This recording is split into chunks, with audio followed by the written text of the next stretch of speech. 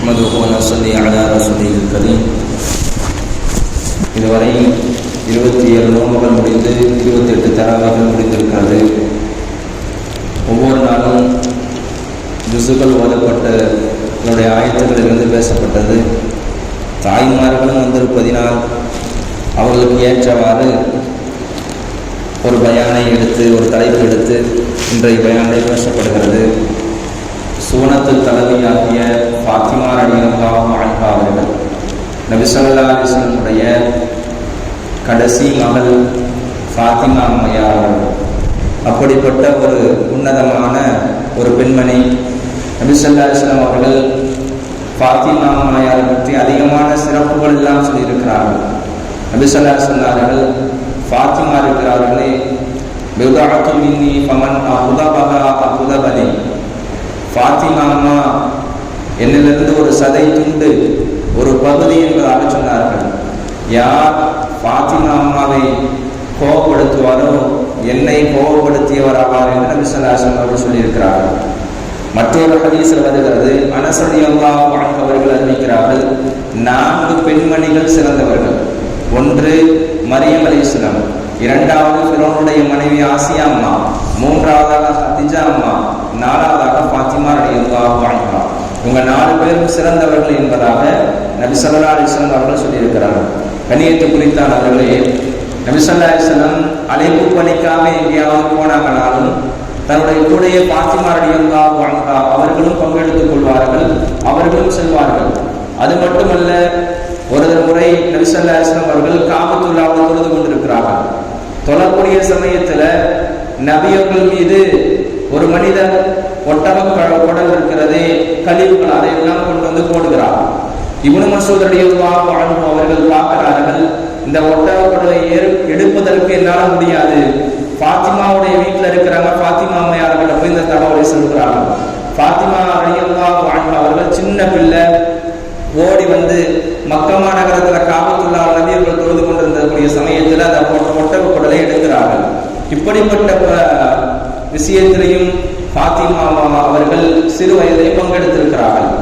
ஒரு முறை நபி ஸல்லல்லாஹு அலைஹி வஸல்லம் காலத்துல குறைஷி மக்கள் எல்லாம் நபியுடைய குடும்பத்தார்களை ஒரு பள்ளத்தாக்கிலே ஒரு கணவாயிலே ஒதுக்கி வச்சுட்டாங்க. 3 வருட காலங்கள் யாரும் பேசக்கூடாது, நபியிடத்துல யாரும் எந்த பொருளும் கொடுக்கவும் கூடாது, எந்த பொருளும் வாங்கக்கூடாது, அவங்ககிட்ட எந்த விதமான பேச்சுவார்த்தைகள் வைக்கக்கூடாது என்பதாக குறைஷி மக்கள் அவர்கள் வைத்து சொல்லிவிட்டார்கள். இந்த 3 வருட காலத்துல ஃபாத்திமா அம்மா அவர்கள் சிறு பிள்ளை, சின்ன பிள்ளை. அந்த குழந்தைக்கு 3 வருட காலத்தில் அந்த பள்ளத்தாக்குல இருந்ததுனால மிகப்பெரிய ஒரு சிரமம் ஏற்பட்டது என்பதாக வரலாறு பதிவு செய்யப்படுகிறது. கணியத்தை குறித்தானவர்களே, ஃபாத்திமா அம்மா அவர்கள் தன்னுடைய தாயார் ஹதீஜா அம்மா அவர்கள் வஃபாத்தான பிறகு சின்ன பிள்ளையா இருக்கிறாங்க. ஹதீஜா அம்மா ஒரு வார்த்தை சொன்னாங்க, என்னுடைய பிள்ளை ஃபாத்திமா இருக்கிற சின்ன பிள்ளையா இருக்கிறாங்க, யார் ரசூலுல்லாஹ் நீங்க நன்றாக பார்த்துக் கொள்ளுங்கள், நீங்க நன்றாக கவனித்துக் கொள்ளுங்கள் என்பதாக தன்னுடைய மகளை பார்த்து சொன்னாங்க. நபி ஸல்லல்லாஹு அலைஹி வஸல்லம் அவர்கள் ஹிஜ்ரத்துக்கு சென்று விட்டார்கள் மதீனா நகரத்துல. அதே போல ஆயிஷா ரலியல்லாஹு, ஃபாத்திமா ரலியல்லாஹு, அதே போல நபி ஸல்லல்லாஹு அலைஹி வஸல்லம் மனைவிமார்கள் இவங்க எல்லாம் சேர்ந்து மதீனா நகரத்துக்கு செல்கிறார்கள். அப்ப செல்லும் பொழுது ஃபாத்திமா அம்மையாருடைய வயது கிட்டத்தட்ட ஏறத்தாழ ஒரு 18 வயது. அந்த 18 வயதாக இருக்கும் பொழுது 1 வருடம் 2 வருட காலம் நடக்கிறது. ஆன பிறகு ஹிஜ்ரி 2ஆம் ஆண்டு நபி அவர்கள் இடத்துல சில நபர்கள் எல்லாம் ஃபாத்திமாவை திருமணம் செய்து கொள்ளலாம் என்பதாக கோரிக்கை வைத்தார்கள். சில நபர்களுக்கு உள்ளத்தில் ஆசை ஏற்பட்டுச்சு, யார் நம்ம எப்படியாவது ஃபாத்திமாவை திருமணம் செஞ்சுக்கலாமே, நபி ஸல்லல்லாஹு அலைஹி வஸல்லம் மகளாக இருக்கிறாங்களே என்பதாக ஆசைப்பட்டாங்க.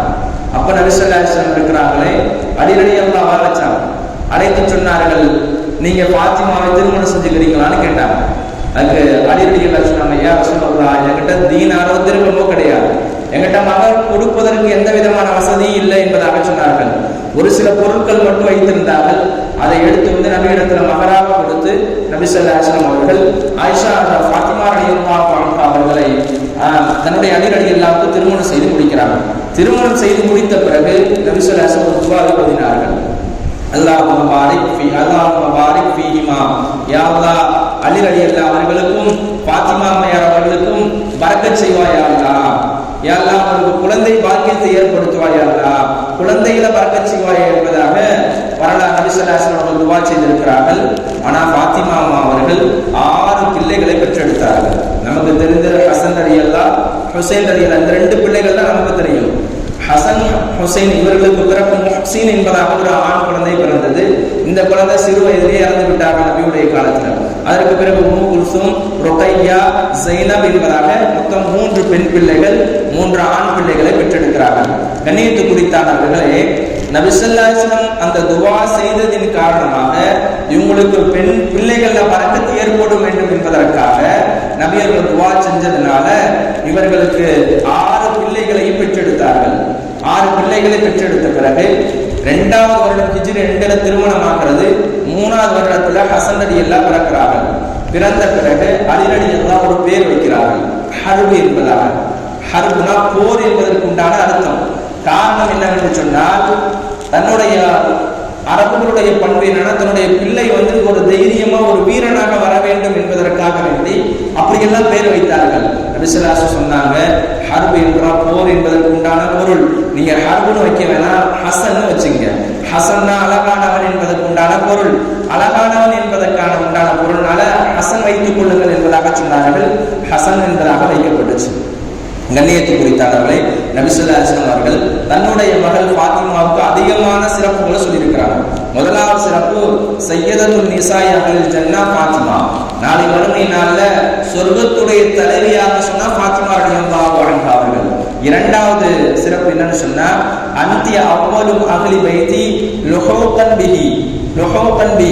நபி ஸல்லல்லாஹு அலைஹி சொன்னாங்க, ஓ ஃபாத்திமாவே, நாளை மறுமையுடைய நாள்ல என்னுடைய குடும்பத்திலிருந்து முதலாவதாக சந்திக்கக்கூடிய பெண்மணி நீயாக தான் இருக்க போறீங்க என்பதாக சொன்னார்கள்.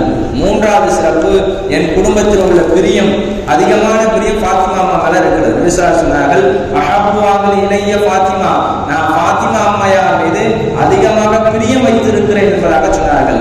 நான்காவது இருக்கிறதே, நபி ஸல்லல்லாஹு அலைஹி சொன்னார்கள், அல் மஹ்தியு மின் ஐத்ரதி மின் உலித ஃபாத்திமா.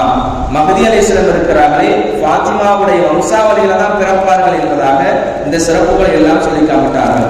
ஐந்தாவது சிறப்பு இருக்கிறது, அவ்வலு மன் தஹலல் ஜன்னத ஃபாத்திமா, சொர்க்கத்தில் முதலாவதாக நுழையக்கூடியவங்க ஃபாத்திமா ரலியல்லாஹு என்பதாக ஒரு ஹதீஸ்ல வந்திருக்கிறது. ஆறாவது சிறப்பு, நாளைக்கு மறுமையுடைய நாள்ல இதாக்கான யௌமுல் கியாமத்தி நாதா முனாதின், ஒரு கியாமத்துடைய நாள்ல ஒரு அறிவிப்பு செய்யப்படுமா. என்ன அறிவிப்பு? யா அஹ்லல் ஜன்னஹி குது அப்சாரக்கும் அப்சாரக்கும், ஓ மனிதர்களே, உங்களுடைய பார்வைகளை தாழ்த்தி செல்லுங்கள். ஹத்தா தமுர்ர ஃபாத்திமா, ஃபாத்திமா அம்மா அவர்கள் நின்று கொண்டிருக்கிறார்கள், அவர்களை கடக்கும் பொழுது உங்களுடைய பார்வைகளை தாழ்த்தி செல்லுங்கள் என்பதாக கியாமத்துடைய நாளில் ஒரு அறிவிப்பு வரும் என்பதாக சொன்னார்கள். நபி ஸல்லல்லாஹு அலைஹி வஸல்லம் இந்த பெண்மணியை திருமணம் செய்து குடித்த பிறகு ஆசைப்பட்டாங்க. நபி அவர்கள் தன்னுடைய பெண் பிள்ளை பக்கத்துல, என் வீட்டு பக்கத்துல இருந்தா நல்லா இருக்குமே அப்படின்னு சொல்லி ஆசைப்பட்டாங்க. அதே போல ஹாரிஸா இப்னு நுஅமான், அந்த சஹாபி, நபி ஸல்லல்லாஹு அலைஹி வஸல்லம் வீட்டு பக்கத்துல இருந்தாங்க. அலி ரலியல்லாஹுடைய வீடு ரொம்ப தூரம், மதீனா நகரத்துல. அப்ப சொன்னாங்க அந்த சஹாபி, யா ரசூலல்லாஹ், நான் அந்த வீட்டுக்கு போயிடுறேன், உங்களுடைய பெண் பிள்ளை இருக்கிறே ஃபாத்திமாவை என் வீட்டுல இருக்க சொல்லி யா ரசூலல்லாஹ் என்பதாக சொன்னார்கள். காரணம், தன்னுடைய பிள்ளையை விட்டுட்டு இருக்க முடியாது நபி ஸல்லல்லாஹு அலைஹி வஸல்லம், அவ்வளவு தூரம். இன்னும் சொல்ல போனோம் என்று சொன்னால், நபி அவர்கள் போருக்காக தன்னுடைய பெண்களை எல்லாம் அழைச்சிட்டு போவாங்க. காரணம் யான்னு சொன்னா, ஏதாவது மருந்து போடுவதற்காக, தண்ணீர் புகட்டுவதற்காக பெண்களை எல்லாம் அழைத்து போவார்கள். உஹதுடைய போர்ல நபி அவர்களுக்கு ஒரு பல்லு என்பது அவர்களுக்கு அடிபட்டு ரத்தம் வருகிறது, தன்னுடைய மேனிகள் இருக்கிறது, ரத்தம் வருகிறது. ஃபாத்திமா அம்மா இருக்கிறார்கள், தண்ணீரை கொண்டு கொடுத்தார்கள், தண்ணீரையும் தடவுகிறார்கள், ஊத்துகிறார்கள், தன்னை ரத்தம் நிற்கவில்லை.